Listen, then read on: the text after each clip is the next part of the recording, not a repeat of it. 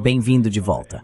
Hoje estamos com Evariste Bartolo, ex-ministro das Relações Exteriores de Malta, para discutir o que está acontecendo com a demografia europeia. Muito obrigado por dedicar seu tempo. Obrigado por isso. Eu realmente gosto de acompanhar o que você está fazendo, que considero muito importante. Trazer tantas vozes diferentes que normalmente são mantidas fora do mainstream.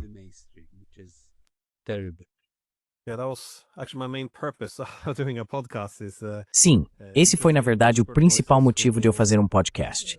Trazer vozes de especialistas interessantes que não são incluídas se não chegarem às conclusões certas. Hoje quero abordar um tema delicado com base em um artigo que você escreveu recentemente. Acabamos de ver a divulgação da Estratégia de Segurança Nacional dos Estados-Unidos. E é um grande choque, porque ela tem muitos componentes. Quer pôr fim à expansão da OTAN, quer reviver mais ou menos a doutrina Monroe. Há muitos elementos nisso. Mas o aspecto europeu também é interessante, porque a Europa não é mais vista como relevante.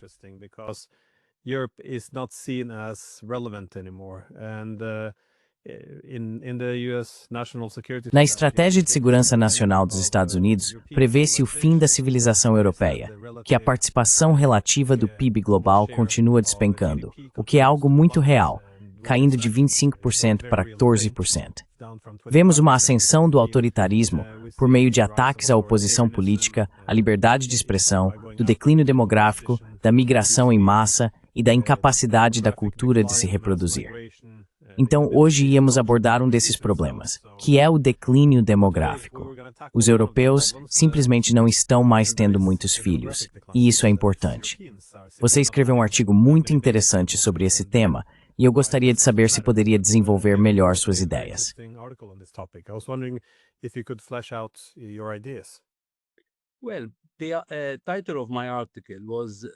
Bem, o título do meu artigo era Suicídio Demográfico. É, na verdade, um termo muito forte que eu tirei da Fundação Schuman há 7 anos. Acho que tive sorte, Glenn, porque no meu papel ministerial passei da educação para o emprego e depois para os assuntos estrangeiros. Esse tipo de responsabilidade me fez ir além de uma mentalidade compartimentada, em que tendemos a ver diferentes áreas da vida como isoladas e separadas umas das outras. Só para você ter uma ideia, durante os 7 anos em que fui ministro do Emprego e participei do Conselho de Assuntos Sociais em Bruxelas, nunca discutimos demografia, mesmo quando estávamos discutindo a força de trabalho, mesmo quando falávamos sobre escassez de habilidades.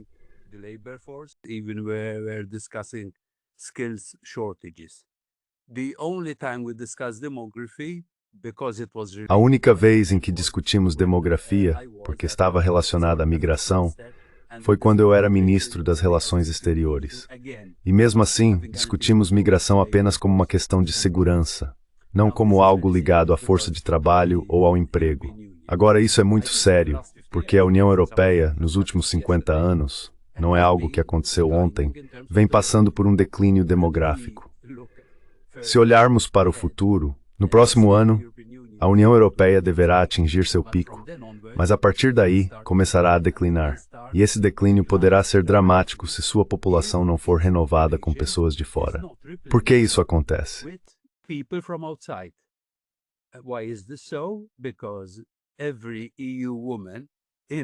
Porque cada mulher da União Europeia, em média, nos 27 países da União Europeia, está tendo menos de 2 filhos, e na maioria dos casos apenas um. Isso significa que até 2050 a população diminuirá cerca de 9%.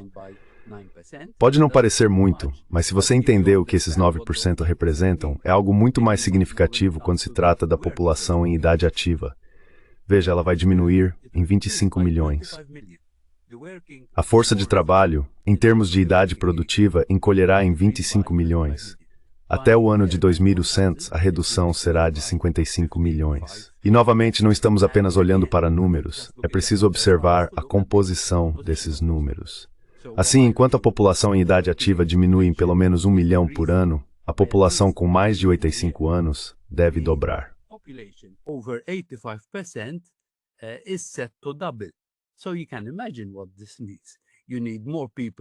Então você pode imaginar o que isso significa. É preciso mais pessoas trabalhando. É preciso mais pessoas pagando impostos para sustentar um sistema de proteção social. Um que ofereça cuidado, assistência médica, não apenas cuidado para os idosos. E isso está acontecendo no momento em que há líderes dizendo: vamos desmantelar o sistema de bem-estar social porque agora precisamos nos tornar um estado de guerra, não mais um estado de bem-estar. Lembro-me de fazer parte de uma União Europeia que antes se orgulhava de seu modelo europeu, político, de direitos humanos, de democracia, diversidade, inclusão, solidariedade social em termos de compartilhamento de riqueza e proteção ambiental.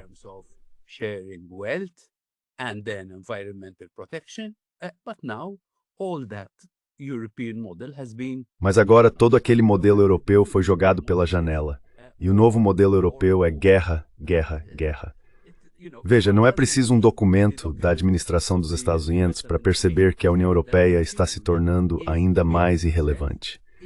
Quero dizer, em termos da realidade geopolítica, há muitos fatores estruturais mostrando que o papel central da UE já foi perdido há algum tempo e que ela estava destinada a se tornar ainda mais irrelevante. Mas, em vez de tentar compreender uma situação existencial tão difícil, parece que a atual liderança da UE está decidida a empurrar a União cada vez mais em direção ao suicídio.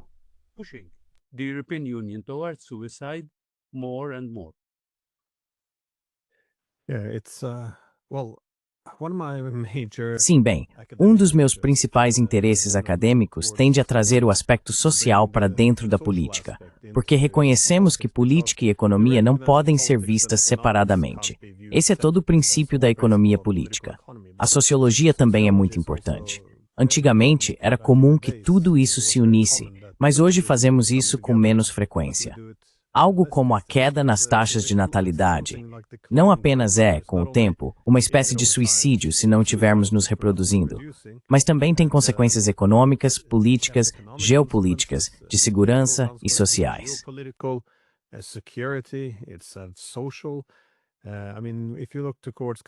Quero dizer, se você olhar para países como a Coreia do Sul, por exemplo, verá que números baixos de natalidade também tendem a se correlacionar com números altos de suicídio. Porque veja, os seres humanos são animais sociais. Nós nos organizamos em grupos, buscamos pertencimento em grupos. E a família é o mais importante deles, onde existem hierarquias benignas, em que as pessoas assumem responsabilidade umas pelas outras dentro do grupo, em vez de apenas reivindicarem direitos individuais. Portanto, isso é bastante crucial. Ainda assim, esse tema não entra muito nas discussões comunitárias ou políticas mais amplas, mas isso acontece porque sempre tivemos populações em crescimento. Agora que elas vão despencar, é por isso que achei seu artigo fascinante. Porque é algo que deveria estar em destaque, já que isso definirá muitos dos nossos problemas daqui para frente.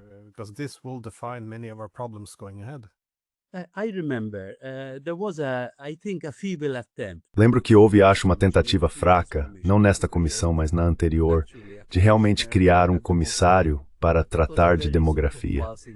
Mas foi algo passageiro e bastante superficial. Porque o que devemos lembrar, Glenn, é que algumas pessoas que possam estar nos acompanhando diriam: mas por que pensar em 2050? Faltam 25 anos. E por que pensar no ano 2100? O declínio demográfico da União Europeia já está acontecendo. Então não estamos falando do futuro. Basta dizer que, se olharmos para os números de emprego hoje, a União Europeia tem quase 4 milhões de vagas de trabalho, 3,9 milhões, que não consegue preencher porque não nasceram bebês suficientes há 20 ou 25 anos.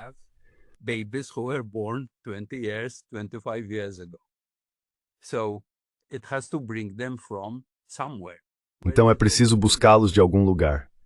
De onde vai buscá-los? Da migração. Vamos discutir migração porque é um tema tão tóxico. A discussão sobre isso se tornou tão irracional e tão polarizadora que ninguém sequer ousa mencioná-la como uma possível alternativa ao declínio demográfico, com todas as complicações que isso obviamente implica. Mas o declínio demográfico já está sendo sentido agora, não apenas em termos de números, mas também em termos de escassez de habilidades. Você sabe, a Agência Europeia de Emprego acompanha todos os meses a falta de profissionais qualificados em diversas ocupações na União Europeia. Pelo menos 63% das pequenas e médias empresas dizem que não estão encontrando o talento de que precisam para operar.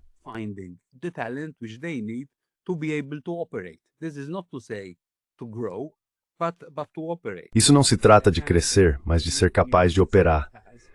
A própria União Europeia relatou escassez em cerca de 42 diferentes profissões, principalmente nas áreas de STEM, ciência, tecnologia, engenharia e matemática. Ela precisa de cerca de 2 milhões de graduados nessas áreas. E isso é para o presente, não para o futuro.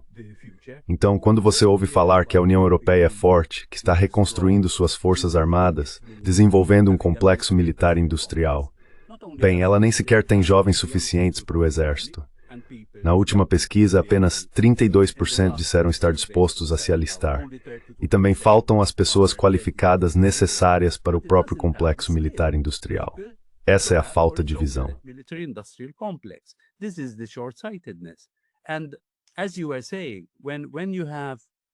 E como você estava dizendo, quando há países com esse tipo de declínio, as pessoas demonstram que também perderam a confiança no futuro. Uma das razões pelas quais os jovens não querem se alistar no exército é que eles definitivamente não se sentem inspirados pelos líderes de hoje, que em vez de lhes oferecer prosperidade, lhes deram uma vida social muito difícil e perigosa.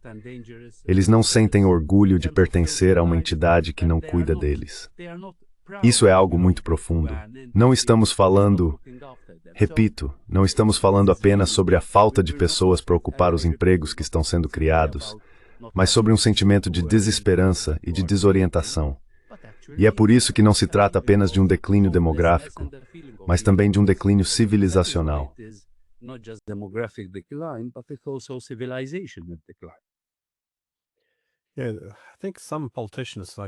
Acho que alguns políticos, como Viktor Orbán, podem ser lembrados de forma diferente de como são vilanizados agora, porque muitas das ideias sobre restaurar valores tradicionais podem, na verdade, ser uma resposta aos excessos do liberalismo, que frequentemente corroem instituições tradicionais como a família. Há pesquisas que apoiam a noção de que se você colocar alguns crucifixos em salas de aula, por exemplo, ou incentivar as crianças a frequentar a missa de Natal, ou o que quer que seja, algo que incuta um senso de identidade religiosa na população, é possível observar um efeito. Quando as pessoas se identificam como cristãs, por exemplo, elas costumam se casar mais cedo, têm menos divórcios e mais filhos. E à medida que essas crianças crescem, é mais provável que tenham o pai presente. Observa-se menos comportamento antissocial e a maior probabilidade de concluírem o ensino médio.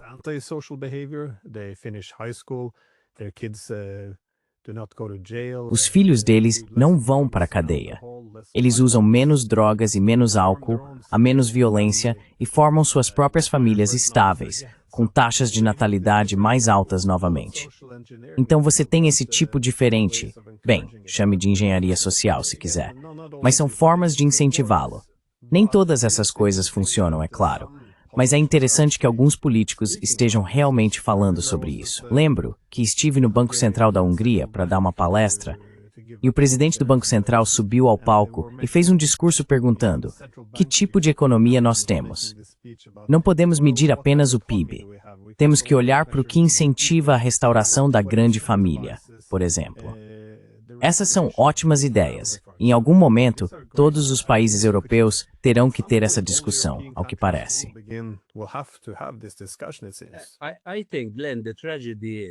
Acho, Glenn, que a tragédia é que, se formos pela divisão tradicional entre direita e esquerda, o que eu sei que hoje não faz muito sentido, é realmente preciso esclarecer o que esses rótulos significam. Mas acho que a tragédia tem sido que o tipo de questões de que você está falando e de que pessoas como Orbán falam. Lembro que na minha primeira conversa com Lavrov, fiquei surpreso porque ele me falava sobre a importância dos valores tradicionais. E a empenharissa desta forma. É importante que não joguemos isso fora.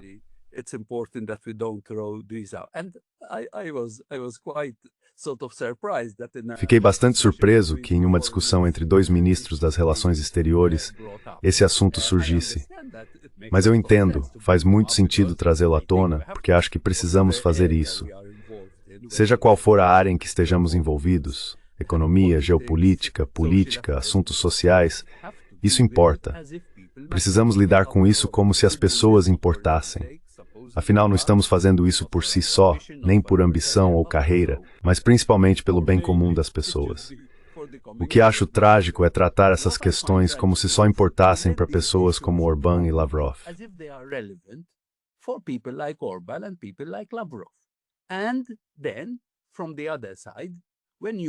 E então, do outro lado, quando você está sempre fazendo campanha pelos direitos civis e dizendo que a família é importante, e falando como se o secularismo significasse que não deve haver ética, como se o liberalismo significasse que você não deveria ter nenhum valor, então isso não faz sentido. Não faz mais sentido. Especialmente nesse caso, porque quando nos perguntamos, ok, há um declínio demográfico, isso vem acontecendo há 50 anos, mesmo que os governos atuais adotassem políticas, como oferecer incentivos fiscais ou dar subsídios em dinheiro para que os casais tenham mais filhos.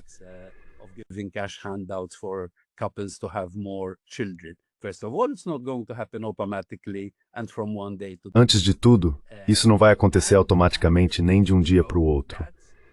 E sabemos que precisamos lidar com a questão difícil da migração. Sabe, trazer pessoas, como tem acontecido ao longo dos séculos, para compensar esse declínio demográfico. Mas, novamente, a discussão se tornou tão irracional que parece que um lado fica do lado dos migrantes e não se importa com os sentimentos dos residentes, enquanto o outro lado fica do lado dos residentes, como se fosse possível simplesmente acabar com a migração por completo. Não acho realista esperar que qualquer país não tenha algum nível de migração sensata.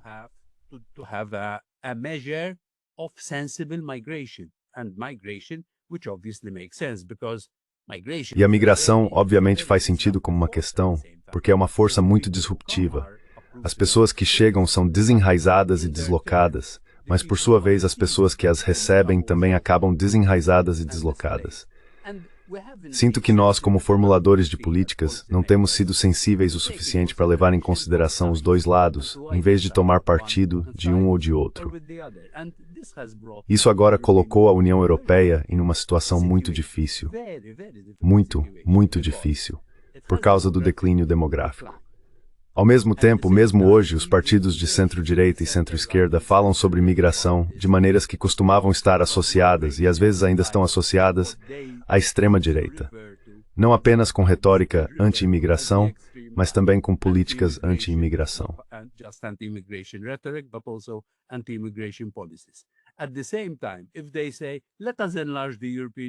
Ao mesmo tempo, se eles disserem, vamos ampliar a União Europeia, porque se trouxermos 4 ou 5 países diferentes, a população aumentará em cerca de 48 milhões. Mas esses mesmos países também enfrentam declínio demográfico. Portanto, eles não são uma alternativa. Ao mesmo tempo, estão prontos para receber os migrantes de que precisam para manter a economia funcionando? No momento atual, considerando o rumo do debate, isso não vai acontecer. Então, como a União Europeia vai conseguir sair dessa situação realmente difícil e existencial?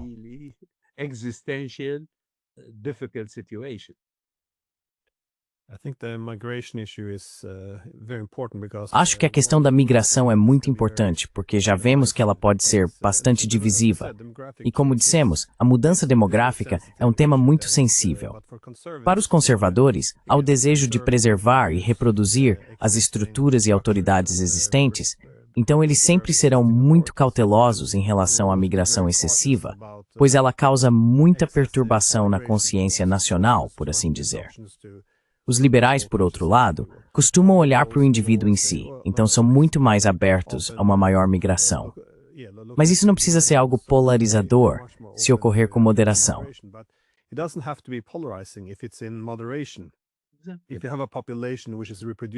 Se você tem uma população que está se reproduzindo e está introduzindo alguns migrantes, então a cultura pode se reproduzir dentro de mudanças aceitáveis que acontecem naturalmente ao longo do tempo. Mas o que se vê com uma população em queda acentuada, que precisa ser compensada por imigração em massa, mesmo que essa imigração em massa não esteja disponível, é que isso se torna, na prática, uma substituição. E vemos isso até mesmo agora na direita política. Eles falam sobre uma substituição deliberada, como uma estratégia para destruir nossa civilização. Os liberais, então, dizem que não, que isso é uma teoria da conspiração.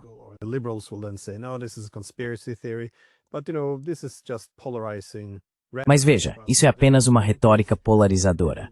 A questão é que as mudanças demográficas estão acontecendo rápido demais. E então, é claro, os políticos precisam responder. Tipo, o que isso significa? Vejo nossos próprios políticos sugerindo que, bem, se sua família está aqui há centenas de anos, ou se você chegou no ano passado e agora é cidadão, somos todos os mesmos cidadãos. Isso não significa nada. Quero dizer, se é só isso que somos, pessoas andando e falando, carregando um passaporte, por acaso no mesmo lugar, não é assim que a civilização humana funciona.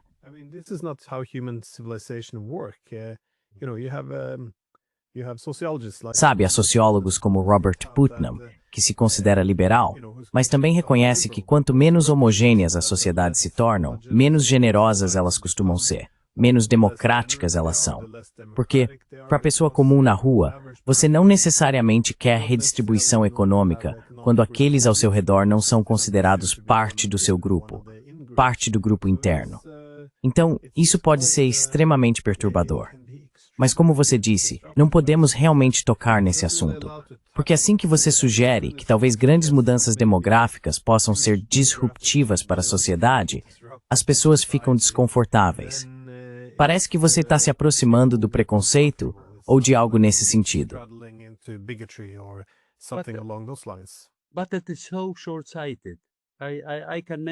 Mas isso é tão míope.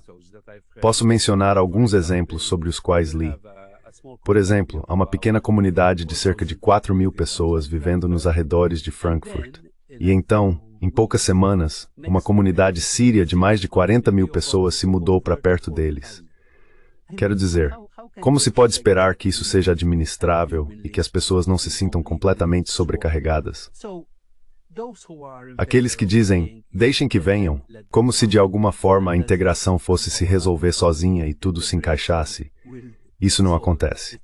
Não aconteceu nem mesmo em países como o Reino Unido e a França, que ao longo dos anos também, acredito, deixaram de realmente pensar em como gerir a migração, como lidar com os aspectos sociais e culturais disso, e não apenas com a simples chegada das pessoas.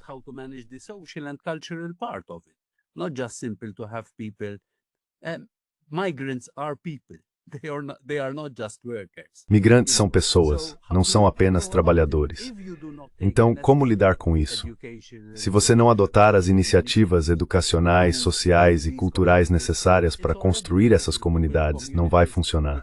Já é difícil formar comunidades que compartilham uma cultura semelhante, quanto mais reunir diversidade e diferentes culturas. Lembro que, mesmo quando eu era ministro da Educação, pais vinham até mim dizendo, não quero que minha filha tenha aulas de educação sexual, porque isso não faz parte da nossa cultura. Estou falando de pessoas que vieram de vilarejos na Síria para Malta como refugiados.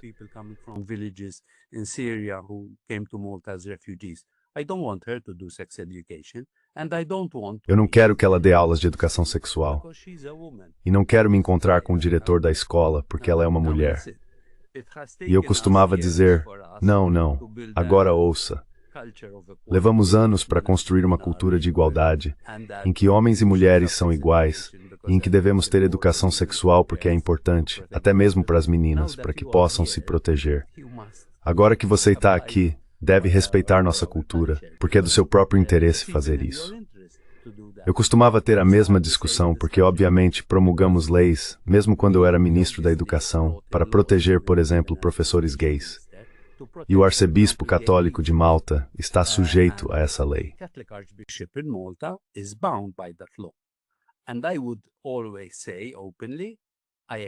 E eu sempre dizia abertamente, espero que o imã também esteja sujeito a essa lei. Ele não pode me dizer, não, veja, isso é contra a nossa religião, a nossa cultura, ter um professor gay em nossa escola. Para construir estruturas legais, estruturas culturais, quando há tanta diversidade, É realmente preciso muito trabalho, e não continuar dizendo que integração significa deixar cada um fazer o que quiser. Acho que o multiculturalismo laissez-faire é muito perigoso. Não funciona, cria problemas. Lembro-me de Glenn tendo uma conversa com o ministro da Educação da França após o episódio do Charlie Hebdo em Paris.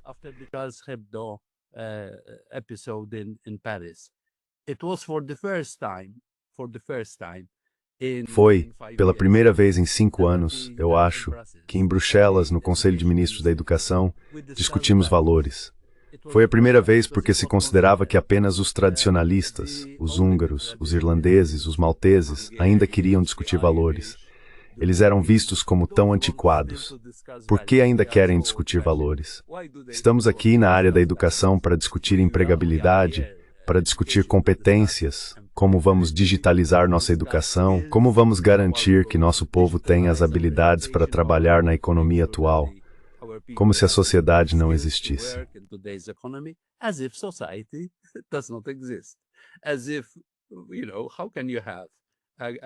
Como se sabe, como é possível ter uma boa força de trabalho se você não tem, de alguma forma, uma estrutura social coesa? Então eu me lembro de ter dito a ela, olha, eu sei que isso pode soar duro, mas o que aconteceu no Charlie Hebdo? Vocês trouxeram isso para si mesmos. Porque se, em nome do secularismo, não se pode ter religião ou ensino de ética nas escolas, porque se quer que as escolas sejam seculares, então onde essas crianças estão aprendendo sua religião? Onde estão aprendendo seus valores? Você não pode simplesmente dizer, em nome do liberalismo, deixe tudo acontecer como deve, deixe cada um fazer o que quiser e tudo dá certo. Não vai dar certo.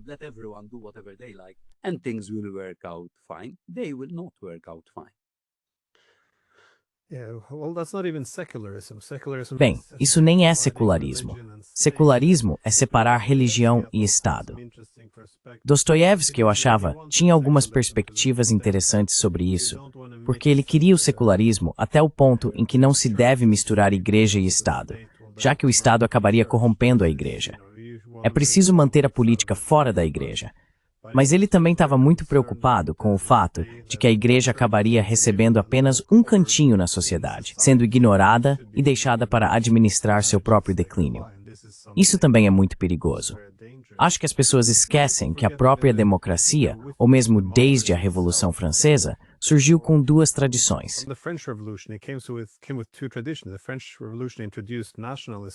A Revolução Francesa introduziu o nacionalismo, ou seja, se você transfere a soberania do monarca para o povo, então o povo precisa ser definido por uma cultura, língua, história, tradições e religião comuns. É isso que a nação representa. Ao mesmo tempo, surge o liberalismo, que trata dos direitos do indivíduo. Com o tempo, o Estado-nação liberal começou a desaparecer porque o liberalismo se desvinculou do Estado-nação. Agora falamos sobre como não podemos ter uma cultura unificadora. Tudo precisa ser multicultural. A religião não pode mais existir na sociedade. Há todos esses desenvolvimentos muito estranhos, e as pessoas não questionam se a sociedade realmente pode sustentar isso. Quero dizer, é uma pergunta importante a se fazer, no entanto.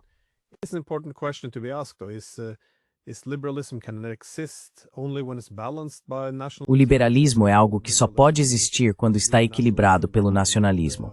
Ou o objetivo do liberalismo deveria ser deixar o nacionalismo para trás e todas as características definidoras de um povo? Sabe, acho que muitas dessas questões, se não filosóficas, então sociais, precisam ser abordadas. Caso contrário, você vai acabar com soluções estranhas. Vi numa universidade em Guangzhou, na China, que estão inventando robôs humanoides com úteros artificiais. Essencialmente robôs, dando à luz seres humanos, o que soa como um futuro terrível e uma solução horrível para algo que já deveria estar profundamente enraizado na natureza humana.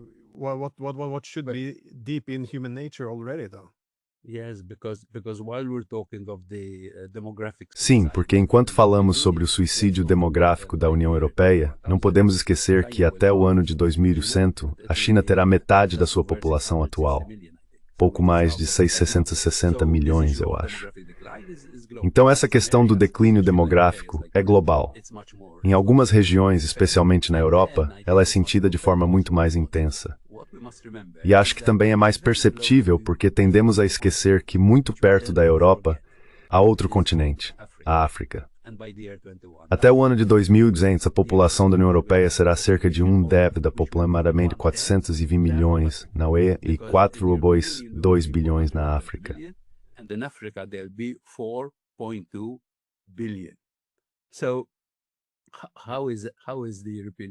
Então, como a União Europeia está se preparando para isso, tendo um continente assim tão perto, a apenas alguns quilômetros de suas costas? Mais uma vez, tenta-se colocar a África e o Mediterrâneo na agenda da União Europeia. Não perca nosso tempo, porque precisamos nos concentrar na Rússia, precisamos nos concentrar na vizinhança oriental, precisamos nos voltar para a Ásia para enfrentar a China. E lá está você nessa realidade, muito próxima de você.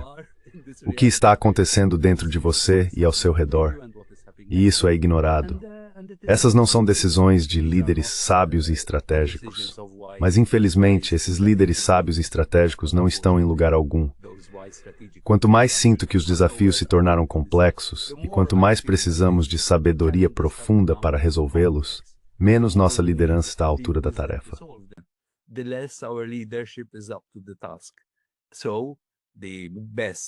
Então a melhor maneira de lidar com isso é guerra, guerra, guerra. Há um inimigo nos portões, os bárbaros nos portões. Vamos nos militarizar, vamos nos preparar. Esqueçamos todos os problemas que temos. Sim, nossas economias não estão indo bem.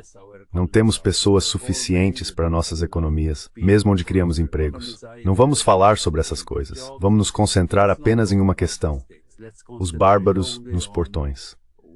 Vamos ver como podemos mantê-los afastados. Mas, na verdade, não acho que as pessoas na União Europeia estejam convencidas disso. Elas não têm certeza se os bárbaros estão nos portões ou se são eles que estão governando seus países.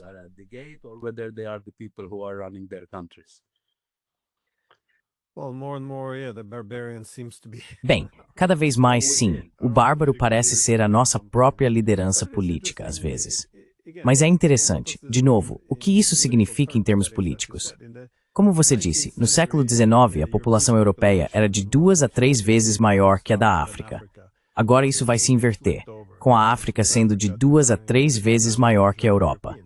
Dizer às pessoas que isso não significa nada, que não vai afetar a economia ou a política, simplesmente não faz sentido. E acho que descartar todo esse debate dizendo, bem, isso é só racismo, se você se preocupar com o fato de a África ser agora muito maior que a Europa, está errado. Quero dizer, isso vai ter um impacto, e acho que vale a pena abordar essa questão. Deixe-me também... desculpe.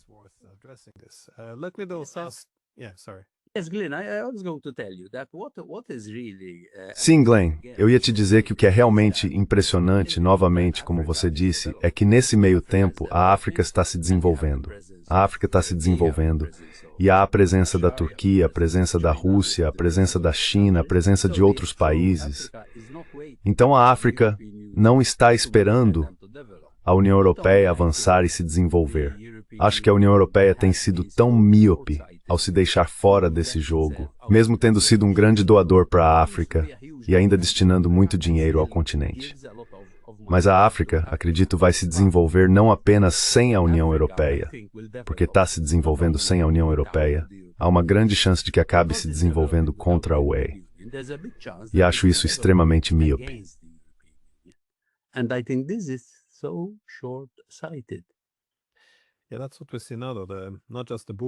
Sim, é isso que vemos agora. Não apenas o crescimento populacional acelerado, mas também o fato de que muitas das economias que mais crescem estão na África. E vemos, é claro, a China como a principal economia entrando ali, já sendo um parceiro econômico dominante no continente africano. Nos últimos 2 ou 3 anos, vimos tantos governos expulsarem os franceses, mais ou menos, e abraçarem a Rússia em seu lugar. Então, novamente, não quero criar uma imagem de ameaça em torno da China e da Rússia. Na verdade, acho que deveríamos dedicar muito mais tempo para harmonizar interesses e realmente dialogar. Não tenho nenhum problema com isso. É só que precisa haver algum reconhecimento de que tudo isso afeta a geopolítica. É preciso lidar com o que isso significa. Aproveitar as oportunidades enquanto se mitigam os riscos. mas não estou vendo nada disso. Quero te perguntar especificamente sobre os riscos econômicos. O que você acha de uma força de trabalho em declínio? Não apenas da força de trabalho, mas de uma população em diminuição.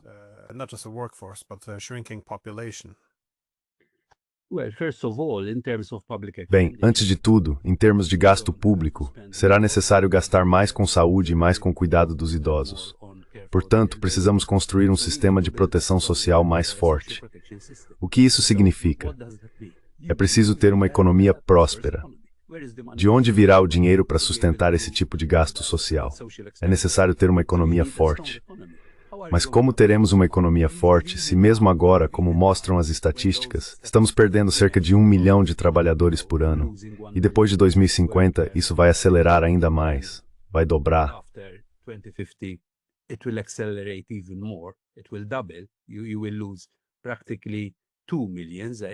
Você vai perder praticamente 2 milhões por ano se não substituir esses trabalhadores. Quero dizer, vimos o Japão tentando se robotizar. Sim, há funções que podem ser automatizadas, mas existe um limite para o que se pode robotizar, especialmente quando estamos falando de cuidar de idosos e em hospitais. E basta dizer que muitos sistemas de saúde na Europa, inclusive no seu país, Glenn, e no meu país, não conseguiriam funcionar sem médicos vindos do exterior. Portanto, sim, há implicações sérias para as economias se elas não tiverem o número necessário, e junto com os números, as habilidades necessárias. Together with the required numbers, the required skills. So if you're going to have less children going to school, if you're going Então, se você vai ter menos crianças indo à escola, se vai ter menos jovens entrando em escolas e universidades, de onde virão seus profissionais de STEM? As pessoas que acham que aqueles que lidam com demografia são conservadores ou pertencem à direita estão sendo míopes.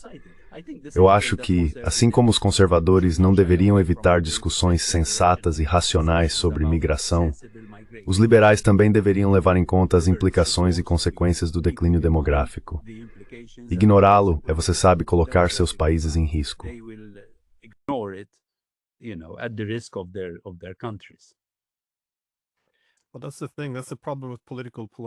Bem, essa é a questão. Esse é o problema da polarização política. Liberais e conservadores precisam uns dos outros para se equilibrar. Se os conservadores constroem muros para preservar o grupo, enquanto os liberais constroem pontes, é preciso ambos para manter as coisas em equilíbrio. Em excesso, ambos os lados falham, essencialmente, porque o lado liberal pode se esgotar e se tornar incapaz de se reproduzir. E quando uma sociedade não consegue se reproduzir, algo muda na cabeça das pessoas. E muitas vezes há uma reação muito desagradável. Enquanto isso, os conservadores, se fecharem demais, podem cair na xenofobia, na estagnação e na hostilidade à mudança.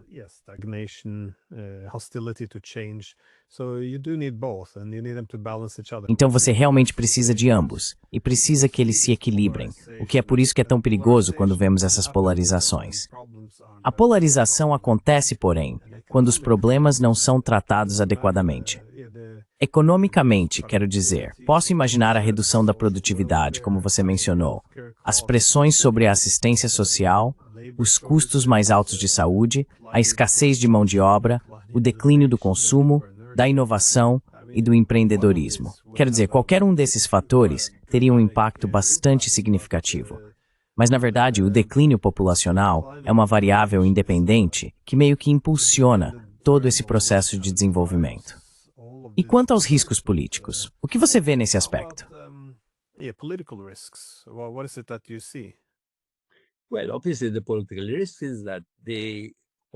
Bem, obviamente o risco político é que, em termos econômicos, a parte da população que mais diminui é a população em idade ativa. Mas quando se trata de política, todos acima de 16 ou 18 anos têm direito ao voto, e os idosos se tornaram um importante grupo eleitoral. Portanto, ao cuidar dos idosos, você também está lidando com o maior grupo de eleitores do país. Estamos caminhando para uma situação em que os interesses estabelecidos da política de curto prazo se concentrarão em atender às necessidades dos aposentados e dos idosos apenas para conseguir permanecer no poder.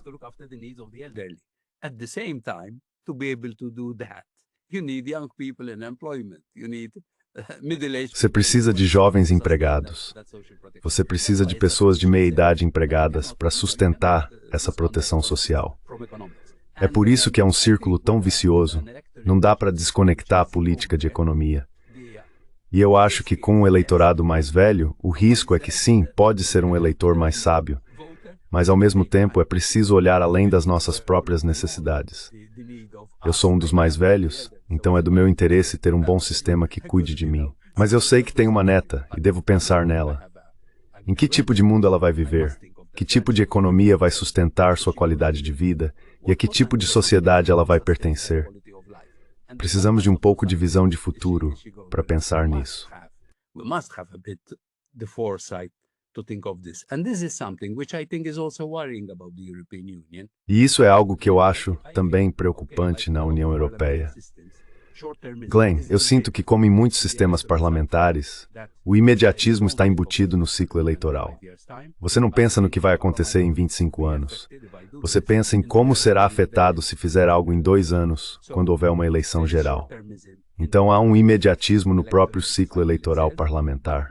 Mas além disso, na União Europeia há um imediatismo estrutural embutido nos fundos estruturais. Disse que eles querem gastar esse dinheiro para competir com a China e com a Ásia, mas ao mesmo tempo é preciso gastar esse dinheiro em 2 anos. You have to spend this money in 2 years. How can you have a long-term investment? Como é possível ter uma estratégia de investimento de longo prazo para enfrentar o poder científico e tecnológico que a Ásia, principalmente a China, construiu? Se olharmos para o número de graduados que saem da China e o número que sai da Europa, não há comparação.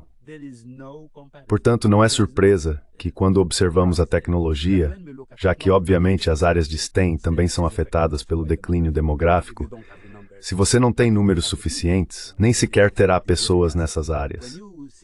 Quando vemos o que está acontecendo em termos de tecnologia, eu sempre menciono o Instituto Australiano de Política Social, que acompanha as 64 tecnologias cruciais para o século XXI. A China lidera em 47 delas e a União Europeia em 2. Então, obviamente, tudo isso tem implicações, não apenas políticas ou geopolíticas, mas também econômicas e tecnológicas. É algo extremamente importante. Technologically, it's so important.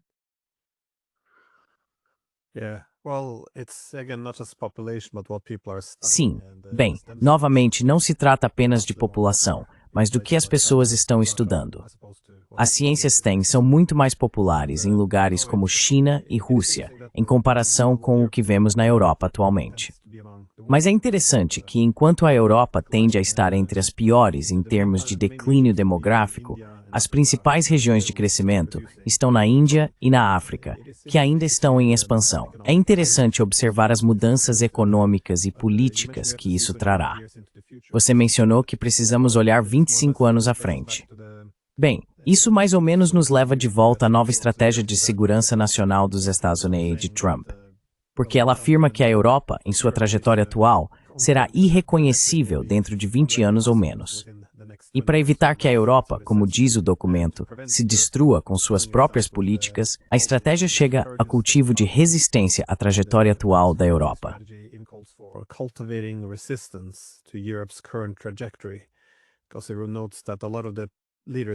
Porque isso observa que muitos dos líderes que estão promovendo políticas destrutivas são ou deveriam ser vistos como ilegítimos, mais ou menos. São autoritários, reprimem a oposição política, censuram. E, portanto, novamente, uma mudança de regime pode estar a caminho. Não acho que precisemos esperar 20 anos para ver as consequências disso. O fato de que os Estados Unidos, sob esta administração, não veem futuro na Europa também é uma grande parte do motivo pelo qual agora estão fazendo uma mudança enorme. O país não pode mais priorizar a Europa, e é por isso que a mesma estratégia de segurança sugere que os Estados Unidos precisam abandonar a ideia de uma expansão contínua da OTAN e também o foco na Europa. Então as consequências já estão aqui, eu acho. Seria bom ver, pelo menos sabe, talvez eu não tenha todas as soluções, ou você. Mas seria bom ver essa questão discutida, pelo menos. Yes, exactly. Sim, exatamente. Exatamente. Meu medo, Glenn, é que possa haver uma tendência, se eu entendo bem a situação, de que a atual liderança da Huawei veja isso como um contratempo, uma coisa do Trump.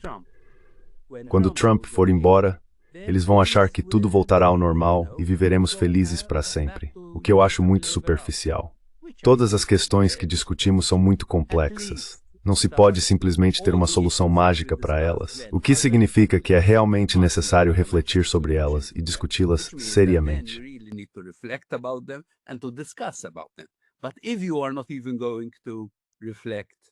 Mas se você nem mesmo vai refletir e discutir essas questões, como vai construir uma estratégia para a União Europeia em um mundo tão mudado e multipolar?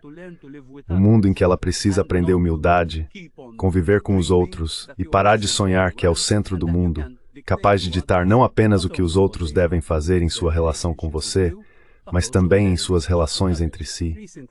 Recentemente, eu estava acompanhando o que o ministro da Energia do Catar disse sobre o imposto que a União Europeia quer impor ao país por causa do imposto verde. Você sabe, como o gás também é considerado parte da pegada de carbono, eles têm que pagar esse imposto.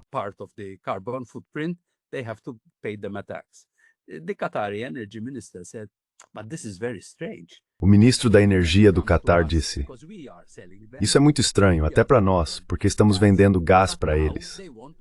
Mas agora eles querem impor o imposto, não apenas sobre o nosso comércio com a Europa, mas também sobre o nosso comércio com o resto do mundo.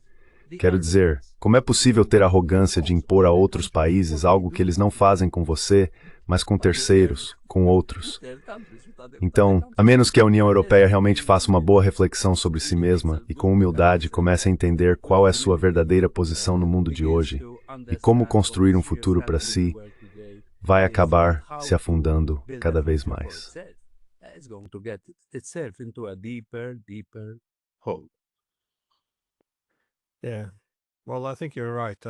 Sim, bem, acho que você tem razão. Esse foco excessivo em personalidades é um problema. Trump não surgiu do nada. Ele é um sintoma de mudanças maiores, únicas à sua maneira. Mas ainda assim, um sintoma das transformações socioeconômicas e políticas que estão por vir. Mais do que qualquer coisa, acho que ele é uma figura de transição. Não haverá retorno ao passado quando ele deixar o cargo. Acho que nós, na Europa, ignoramos que está surgindo uma nova classe política nos Estados Unidos. Pessoas que veem a hegemonia global como um fardo, algo que destrói a república.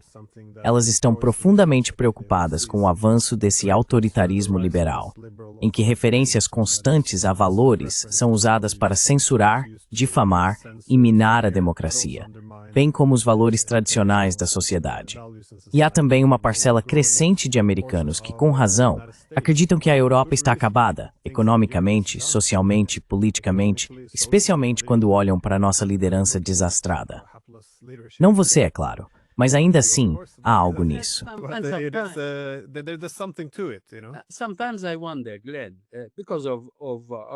Às vezes eu me pergunto, Glenn, por causa da nossa experiência histórica como um país pequeno, sempre fomos uma colônia.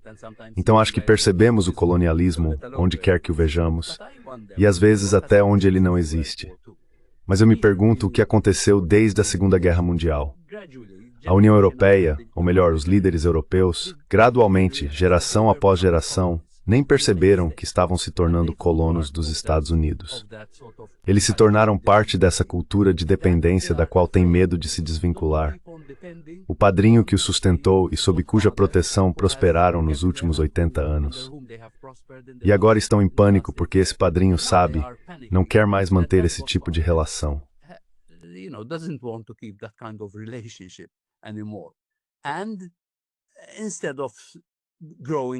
E em vez de amadurecer, eles estão em pânico e se comportando da maneira que estão agora, querendo continuar a guerra na Ucrânia em vez de realmente tentar encontrar uma solução.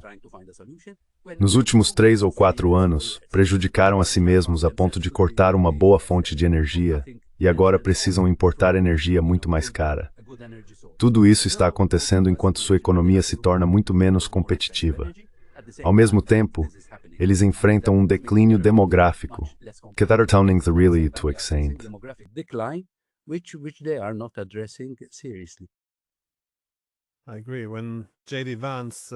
Concordo. Quando J.D. Vance argumentou que os Estados Unidos não precisam de vassalos, mas de parceiros, achei isso interessante. Quando o mestre precisa dizer aos seus escravos, mais ou menos, que eles precisam criar coragem e começar a cuidar dos próprios interesses. Isso deveria ter sido um alerta. Mas à medida que os Estados Unidos se afastam da Europa nesse mundo multipolar, o primeiro instinto dos europeus foi: bem, não podemos deixar os americanos irem embora. Vamos apenas nos subordinar e não fazer o que quisermos. Vamos nos alinhar diante da mesa do Trump como bons alunos e assinar qualquer acordo comercial que ele colocar na nossa frente.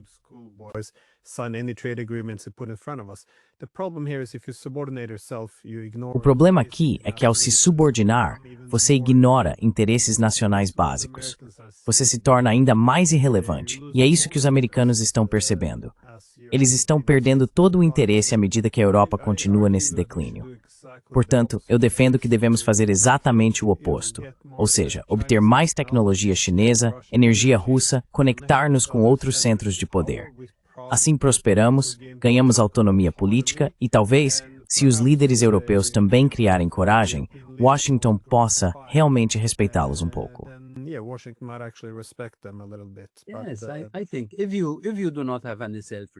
Sim, eu acho que, se você não tem nenhum respeito próprio, como pode esperar que os outros o respeitem?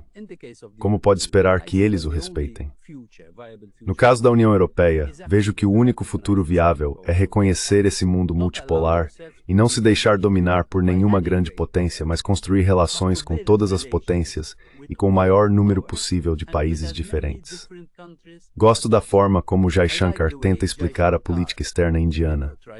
Não se trata de ser não alinhado, mas de ser multi-alinhado e de manter relações com o maior número possível de países diferentes. Acho que o velho ditado sobre não colocar todos os ovos na mesma cesta deveria servir como uma boa diretriz para a União Europeia sair da confusão em que se encontra. Ela não apenas colocou todos os ovos em uma cesta, como também está pulando em cima deles e os esmagando em pedaços.